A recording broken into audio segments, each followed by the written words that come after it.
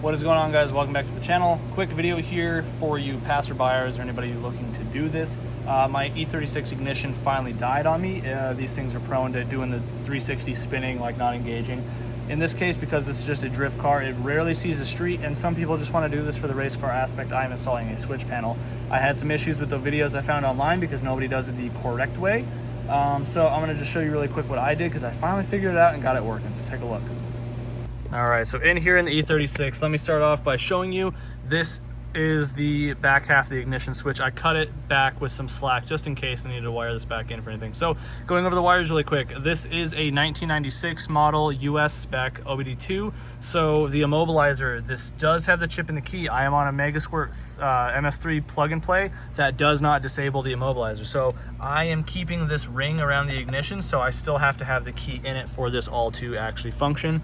Otherwise it'll just crank no start basically. So I did drill out the spring in the bottom side here, so that way I could make the spring so the steering wheel won't lock on me. But yeah, basically this is the way to do it. The videos I've seen, they don't include using the relay. Even the one gentleman whose videos I watched to try and get an idea, he wired this straight to the other side of this basically. So you don't want to do that. But yeah, so brown is going to be your ground.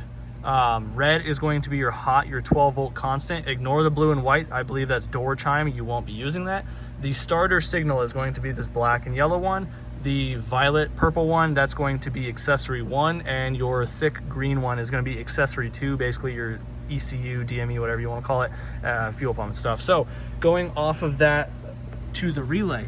The relay, in this case, I don't know how to read these really well, so I just went off the wiring diagram listed with the product. I will link that.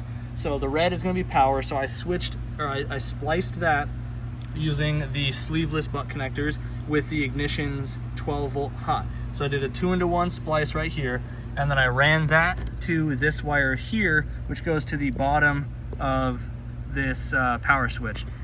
And then the top of the power switch, because once this is initiated or engaged or whatever, it'll send power here. So it wants you to tee it in with the top, which is terminal 3. Now when I got this, the issue I had is my switch panel was assembled backwards. So this was flipped 180. I wired it all in according to the diagram. It wouldn't engage the starter. So make sure yours is assembled correctly. Whereas if you're looking at it, the high side, the tall side will be on the right, and it'll be 3 with 4 on the bottom.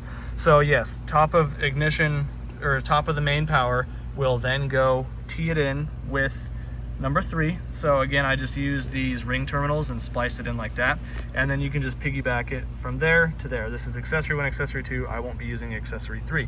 Now going off of the ground wire, I used the ignition switch's ground. That requires you to splice as well. So I did that with the black wire on the relay. I did another 2-into-1 merge somewhere right here, and then I ran that up to right here, where it then you have to go off of here. It'll come with some wires, otherwise you can make your own. You run it off of the ground for the switch, you tee it in just like that, and then you run it to the lower terminal next to terminal 3. Then moving on for the green wire, that is going to be your accessory 1, I believe.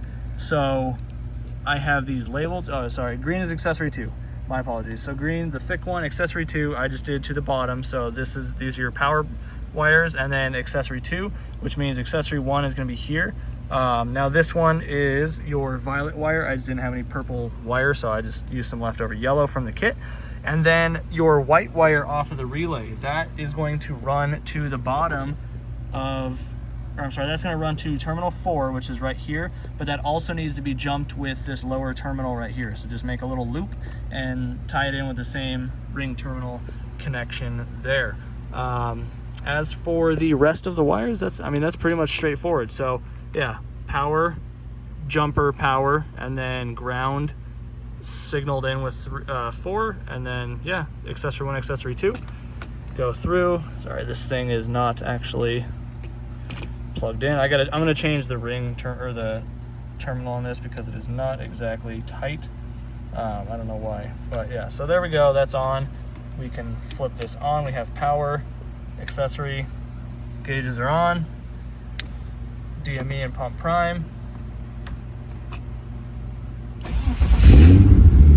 Good to go. And then you can just kill the switch to kill all the power, and then you can flip your switches as necessary. I'm gonna just make a little aluminum panel here, working on that. Not gonna be pretty, but it'll be functional.